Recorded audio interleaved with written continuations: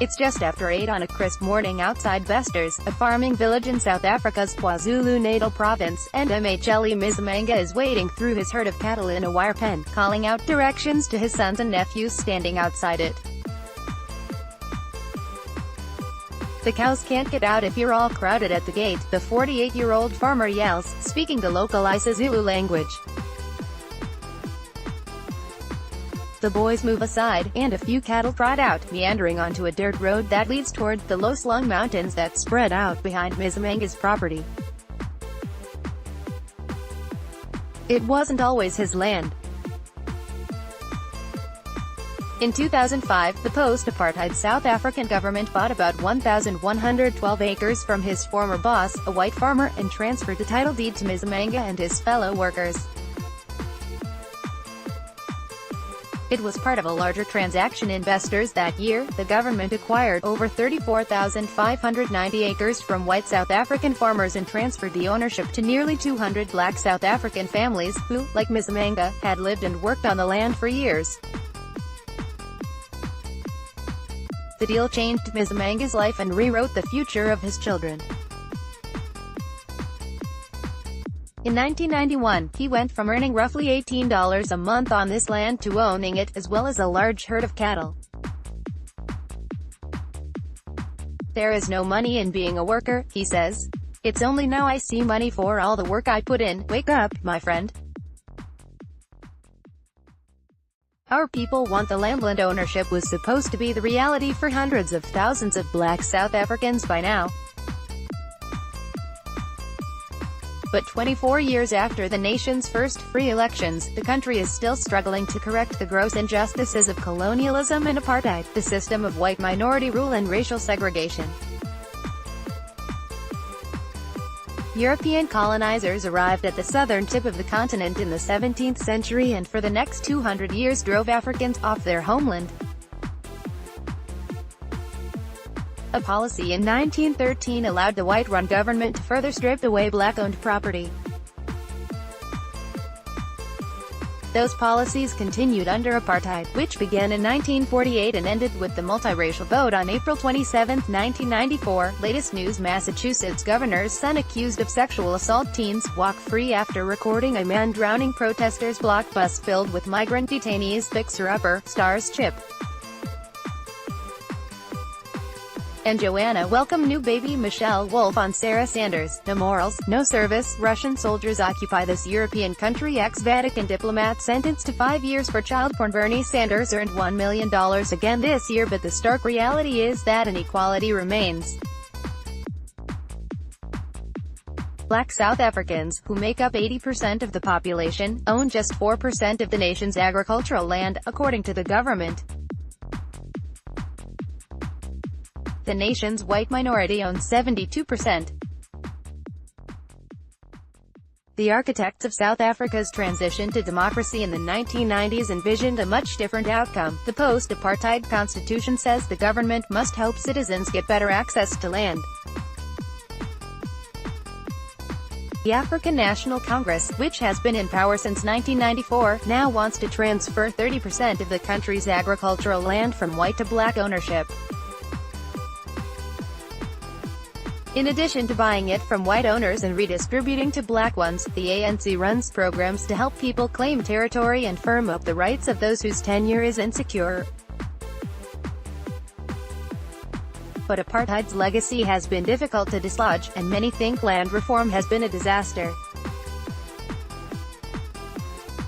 To date, only 9% of commercial farmland has been transferred to black owners through claims and redistribution. The backlog to settle existing claims is 35 years. For new ones, there's a wait of well over a century. Many large agricultural reform projects have failed. Success stories like Mzimanga's are the exception. You can move as many hectares of land as you want, but if you don't get them to be productive, then society's problems will remain, says Wandile Silobo, an agricultural economist for South Africa's Agricultural Business Chamber. In the magazine features World South Africa, Land Battles Fuel Economic Fears New World Tech. justice downtime culture daily show. Creator Liz Winstead takes on Lady Parts, downloads World Nawal El-Saadawi on religion, revolution and rage. The slow pace of change has made land one of the most polarizing issues in South Africa today. With national elections looming in 2019, the small but influential Economic Freedom Fighters (EFF) opposition group has tapped into popular frustration over the ANC's failure to address the problem. The party has been pushing the government to seize white-owned property without paying landowners, as former President Robert Mugabe did in Zimbabwe, which borders South Africa to the north.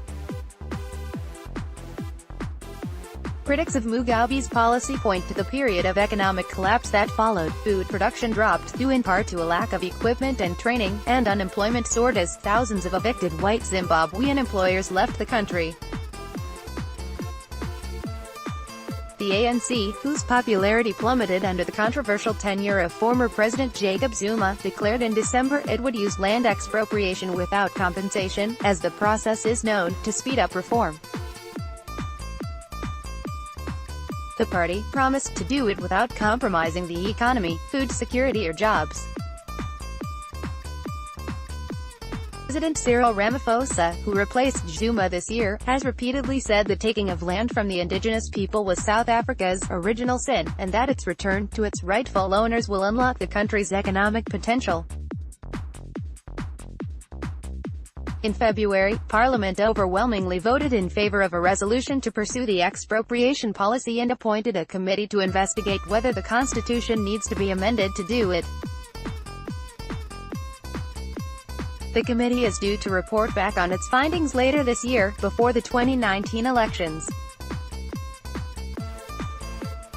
Unsurprisingly, the prospect of state-sanctioned land seizures has spooked white landowners in South Africa. Media coverage of land invasions has increased across the country, where black South Africans have moved onto unused, privately owned property and claimed the right to live there. Once it becomes a free-for-all, how are you going to stop millions of people from lawlessness, says Louise Rossouw, former regional chairperson of the Transvaal Agricultural Union of South Africa in Eastern Cape Province.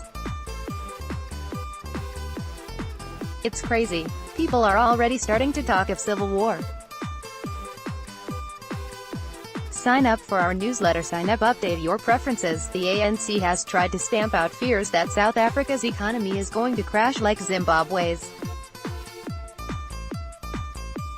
It has emphasized that unused land would be targeted first, but party leaders have also doubled down on their original pledge. For people who think that the issue of land in South Africa will be swept under the carpet, I say, wake up, my friend. Ramaphosa recently said in Parliament. Our people want the land. We haven't been able to recover. Mzumanga's homestead in Besters sits off an unpaved road. His property includes 5 modest buildings, homes to a dozen members of his extended family. Sitting in his living room, on a couch covered in plastic, Mzumanga looks slightly ill at ease in his ripped jeans and dusty work boots, as if he'd rather get back to his cattle.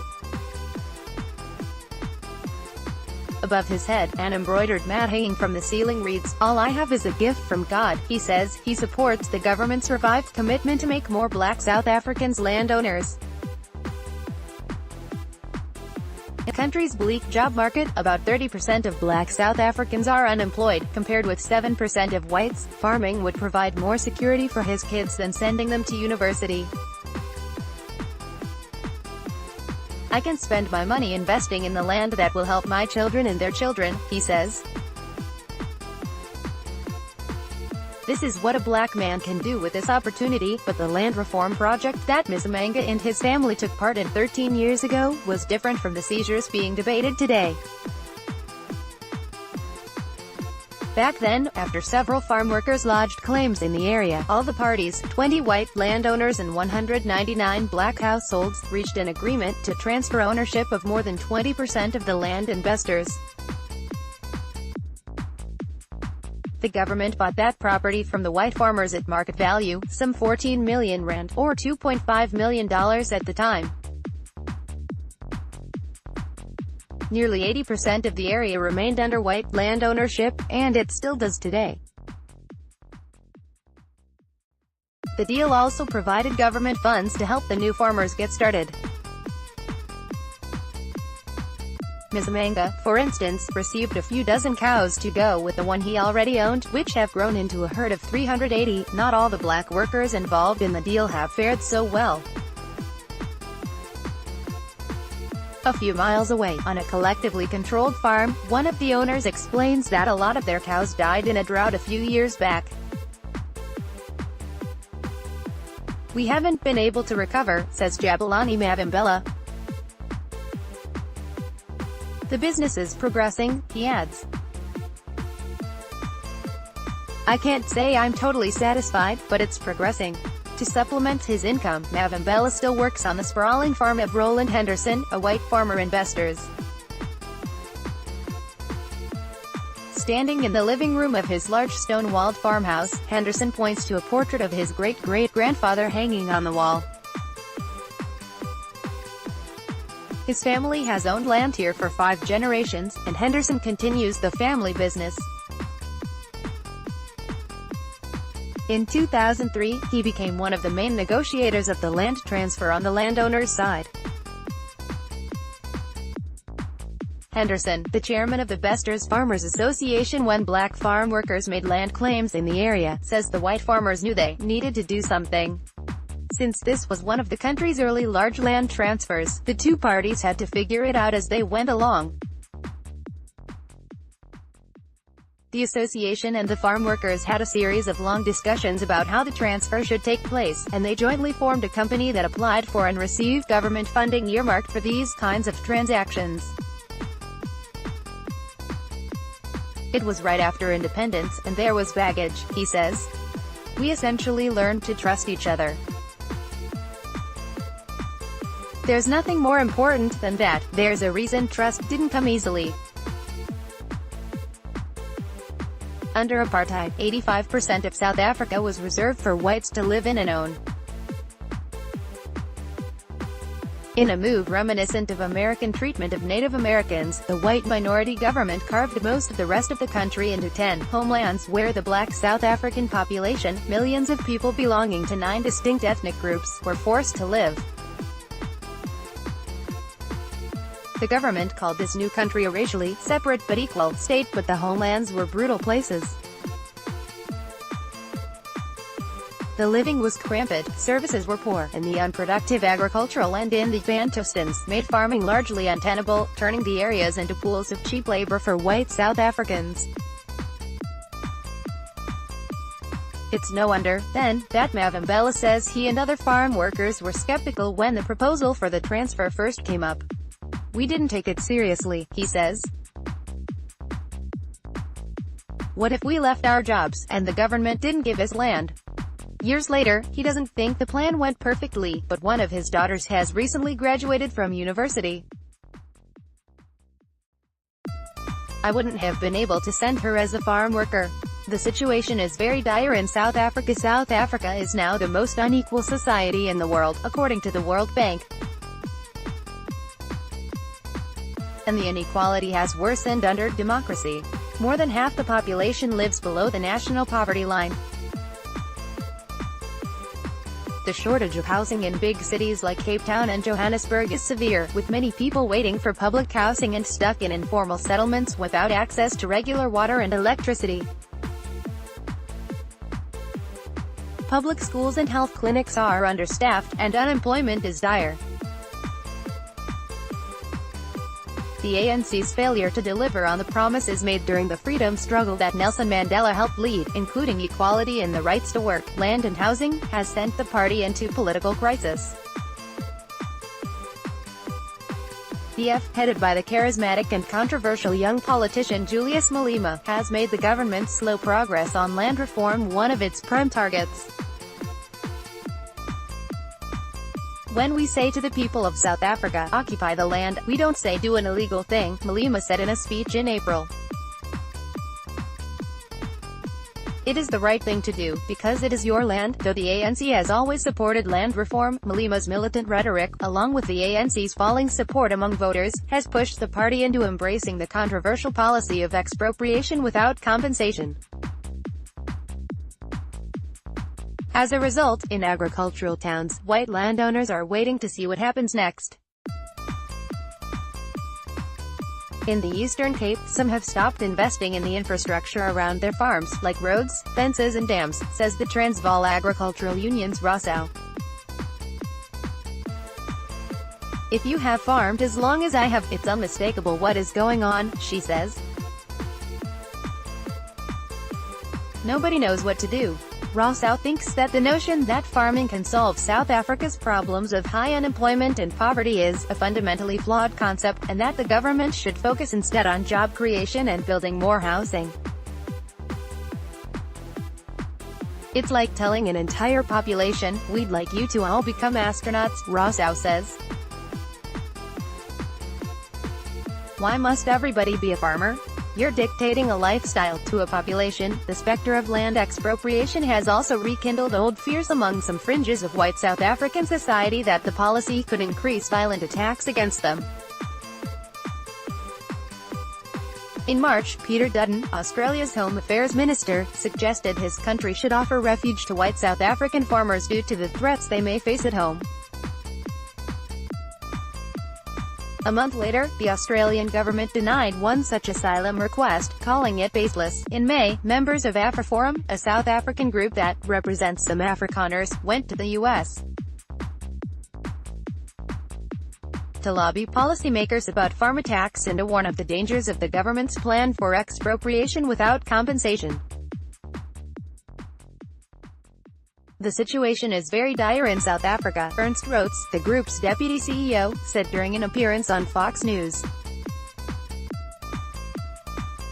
Whenever you speak out against this, there's serious backlash. Others argue that the tactic simply won't work and could send the country into an economic tailspin.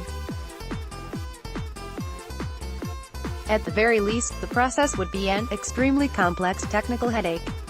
Silo Bo, the agricultural economist, wrote in a recent paper for South Africa's Agricultural Business Chamber. For instance, many white-owned South African commercial farms are heavily indebted to both commercial banks and the government.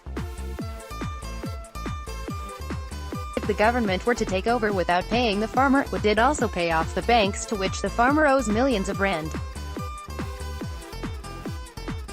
Expropriating land without paying owners could also negatively influence property values, hurting the beneficiaries of the policy.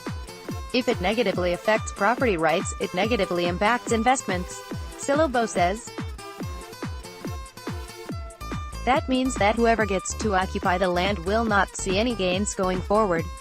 Even unlawful occupiers have a right to housing ultimately. Silo Bo and some others think the government's focus on agricultural land as a target for transformation is misplaced. There are farms that are empty if you drive across South Africa, he says. Nobody goes and invades the farm. The demand for land is in cities. That certainly seems true if you turn on the evening news. Since the debate heated up this year, the media have pumped up fear with relentless coverage of people trying to occupy empty tracts of land, almost exclusively in urban areas. The occupations, called invasions and grabs, are taking place everywhere, from the dense neighborhoods of Cape Town and Soweto to upscale housing developments along the touristy South Coast. The claims tend to quickly devolve into clashes with police. In late May in Cape Town, cops fired tear gas and rubber bullets at crowds where residents have been occupying the informal settlement of Vrygrand for weeks. People point out that this kind of recurring conflict is reminiscent of the forced evictions that took place under apartheid, when millions of non-whites were forced into barren land or overcrowded, underserved townships on the outskirts of cities. Now that they have the right to live in the cities, there is no room for them. These occupations are an expression of land demand, says Lauren Royston, a senior associate at the Socio-Economic Rights Institute of South Africa, a non-profit human rights group in Johannesburg. Even unlawful occupiers have a right to housing. Just as the Constitution mandates government efforts to secure land for more people, it also guarantees South Africans' right to adequate housing. Today, authorities must obtain a court order and the state must provide alternative places to live if the people occupying a place, lawfully or not, were to become homeless as a result of their eviction. According to government statistics, 13% of South African households were living in informal housing as of 2016. With most South Africans now residing in cities, that means demand for urban housing is intense, and the government is struggling to keep up. Though some groups, like PF, actively encourage illegal occupation, government policy supports only sanctioned takeover. But officials also recognize that occupations are a reflection of the frustration of our people with the pace of land reform, Maiden Koana Mashabane, the Minister of Rural Development and Land Reform, said in Parliament in May. So far, the land debate has largely focused on agriculture, but, says Royston, if Ramaphosa's government is serious about speeding up the agenda, occupied urban property and buildings are an obvious place to start. Land redistribution must surely begin where people are already living, she says. Otherwise, the risk is that this is all only politics. There are a lot of people that think that's what this is all about. I could have done so much more by now as the tires burned in protests on the streets of Vrygrand in Cape Town. Prominent NC leaders met over 2 days in May in Boksburg, near Johannesburg, for a land summit organized to speed up the reform process.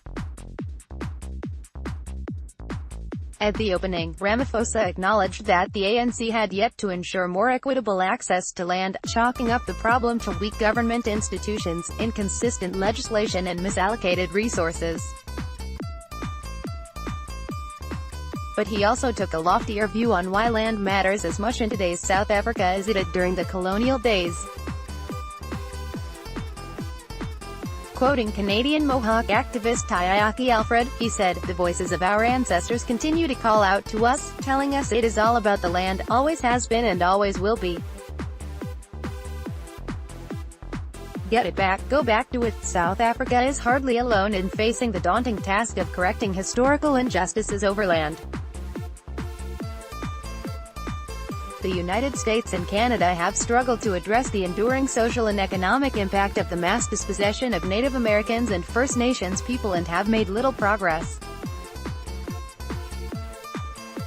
There are success stories, in Japan, South Korea and Taiwan, for example, but more often mixed results. Though farm seizures in Zimbabwe have earned plenty of negative press, many scholars point out that the broader process has not been a failure, with small-scale farmers benefiting and production of some crops going up. As the situation there and in South Africa makes clear, these complicated resolutions can only begin to address generations of inequality. Investors, Ms. Manga stands outside his cattle pen, keeping one eye on his herd. The 13 years he's been the owner of this swath of golden grazing land have been a struggle. His expenses as a landowner are daunting. He needs more grass for the cows if he wants to keep expanding his business. He can't help thinking about where he'd be if this had happened closer to 1994, rather than over a decade later. If the government had started earlier, he says, I could have done so much more by now. Request reprint or submit correction.